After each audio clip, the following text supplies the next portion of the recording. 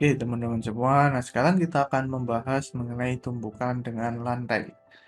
Nah, jadi misalkan ini sebuah apel gitu ya, dijatuhkan dari ketinggian di mana ketinggian awalnya itu adalah H0 dan pada ketinggian awal itu kecepatan awalnya VH0 itu sama dengan 0 dan momentumnya itu sama dengan 0 karena di sini gerak jatuh bebas.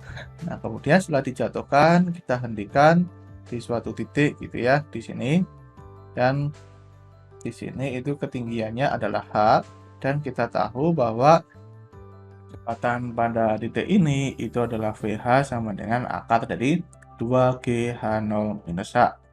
Nah, kita bisa memiliki momentumnya itu adalah perkalian antara massa dengan kecepatan, atau kalau kita tuliskan dalam bentuk vektor kita tahu bahwa momentumnya itu ke bawah gitu ya. Jadi minus M akar 2G H0 minus H J ya.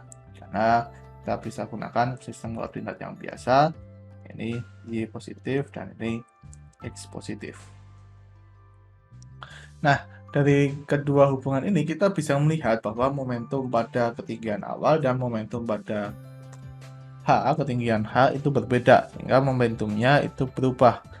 Momentumnya itu nggak kekal, karena kita juga tahu ketika kita membahas mengenai hukum kekekalan momentum, momentum itu hanya akan kekal jika gaya total yang bekerja pada benda itu sama dengan 0. Nah, di sini itu ada gaya lain nih yang bekerja pada benda, yaitu ada gaya berat, nggak ada gaya lain, gitu ya. Jadi hanya ada satu gaya total. Nah, sekarang kita tinjau di sini ketika benda ini sampai di tanah, gaya yang bekerja pada benda itu ada gaya berat ke bawah dan juga ada gaya normal ke atas. Nah, kita juga tahu bahwa kecepatan dari apelnya di sini itu adalah V sama dengan minus akar 2 GH0 J gitu ya. Jadi kecepatannya itu ke bawah. Nah, apa yang terjadi pada apel ini? Apel ini setelah sampai di tanah itu nggak mungkin diem gitu ya, karena masih memiliki kecepatan di sini. Nah, yang terjadi pada apel itu akan terpandul ke atas gitu ya. Jadi setelah jatuh sampai tanah terpandul ke atas gitu. Nah, pada saat jatuh di sini itu gaya totalnya sama dengan 0. Jadi karena gaya berat itu sama dengan gaya normal ya, yang sudah kita bahas di bab-bab sebelumnya. Nah, karena gaya total yang bekerja pada benda itu sama dengan 0, maka berlaku hukum kekekalan momentum, yaitu momentum sebelum tumbukan pada tanah di sini itu akan sama dengan momentum setelah tumbukan oleh tanah di sini.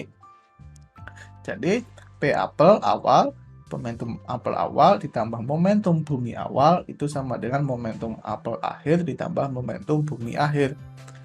Nah, jadi kita memiliki perumusan bahwa momentum apel awal dikurangi dengan momentum apel akhir itu sama dengan momentum bumi akhir, karena di sini buminya itu diam ya, relatif terhadap orang yang ada di bumi. Nah, kita tahu bahwa momentum apel awalnya itu adalah minus M akar dari 2GH0 ya. Jadi kecepatannya ini dikalikan dengan masanya. Nah, momentum apel akhirnya kita nggak tahu nih. Jadi kita tuliskan sebagai massa dikalikan kecepatan apel akhir, dan itu sama dengan massa bumi dikalikan kecepatan bumi akhir.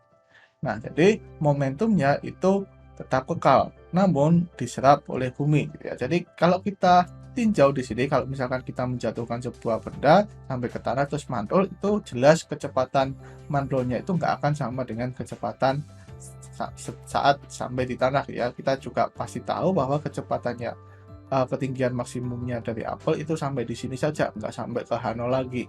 Kenapa? Karena ada momentum yang diserap oleh bumi ya. Nah, momentum bumi itu setelah tumbukan tidak 0. Kecepatan bumi setelah tumbukan itu mendekati 0. Kenapa? Karena massa bumi itu sangat besar. Sehingga karena momentumnya itu kecil ya, momentumnya itu kan seukuran momentum apel. Jadi momentumnya itu sangat kecil, maka karena massa buminya itu sangat besar, otomatis kecepatan buminya itu sangat kecil gitu ya. Nah, jadi kita tinjau atau kita gunakan persamaan koefisien restitusi, di mana koefisien restitusi itu sama dengan mutlak dari kecepatan bumi akhir minus kecepatan akhir apel dibagi dengan kecepatan awal bumi dikurangi dengan kecepatan apel awal gitu ya. Nah, di sini kita gunakan pendekatan bahwa kecepatan bumi setelah tumbukan itu mendekati 0. Maka kita bisa tuliskan bahwa koefisien restitusinya itu adalah mutlak dari minus V apel akhir dibagi dengan akar 2G H0 gitu ya, karena di sini V bumi awalnya itu diam. Atau kalau kita hilangkan tanda mutlaknya, berarti kita menghilangkan tanda negatifnya, itu menjadi V apel akhir dibagi dengan akar 2G H0. Dengan demikian, kita memiliki V apel akhirnya itu sama dengan E dikalikan akar 2G H0. Nah, sekarang kita tinjau di sini. Nah, ini jatuh, kemudian terpandul nih. Nah, terpandul ketinggiannya itu hanya sampai HM, gitu ya, ketinggian maksimumnya. Nah, tak terpandul, apel itu akan mencapai ketinggian maksimum, namun ketinggian maksimumnya HM itu pasti kurang dari H0. Nah, pada saat ini kita bisa gunakan hukum kekekalan energi mekanik. EK1 ditambah EP1 itu sama dengan EK2 ditambah EP2. Jadi, kita tinjau pada titik 1 itu adalah di sini, namun setelah tumbukan, gitu ya, setelah tumbukan, kemudian di sini pada ketinggian maksimumnya. Jadi setengah M V apel T kuadrat itu sama dengan MGHM, maka kita memiliki bahwa V apel T itu sama dengan akar dari 2GHM. Nah, kita juga tahu bahwa V apel T itu sama dengan E dikalikan akar dari 2GH0, maka kalau kita samakan, kita akan dapatkan akar dari 2GHM itu sama dengan E dikalikan akar dari 2GH0. Kita dapatkan nilai koefisien restitusinya, E itu sama dengan akar dari HM dibagi dengan H0. Sekarang kita cari tahu nih, berapa sih momentum bumi, momentum yang diserap oleh bumi setelah tumbukan. Jadi kita memiliki perumusan bahwa minus mg akar dari minus m dari akar 2GH0 minus mv apel T itu sama dengan massa bumi dikalikan kecepatan bumi akhir. Jadi kalau kita tuliskan massa bumi dikalikan kecepatan bumi akhir itu adalah P bumi, ya kita akan dapatkan momentum bumi akhir itu sama dengan minus M akar dari 2G H0 1 ditambah E. Kita bisa melihat bahwa momentum akhir buminya itu negatif, jadi ini masuk akal ya. Jadi setelah ditumbuh oleh apel, buminya itu akan bergerak ke bawah gitu. Ya, bergeraknya sangat kecil ya. Kadang-kadang kita nggak pernah menyadari bahwa ada gerakan di situ. Nah, kalau kita mencari kecepatan bumi setelah tumbukan, jadi V bumi T itu sama dengan minus M akar dari 2GH0 1 ditambah E dibagi dengan massa buminya. Jadi kita tinggal bagi momentum bumi dibagi dengan massa bumi gitu.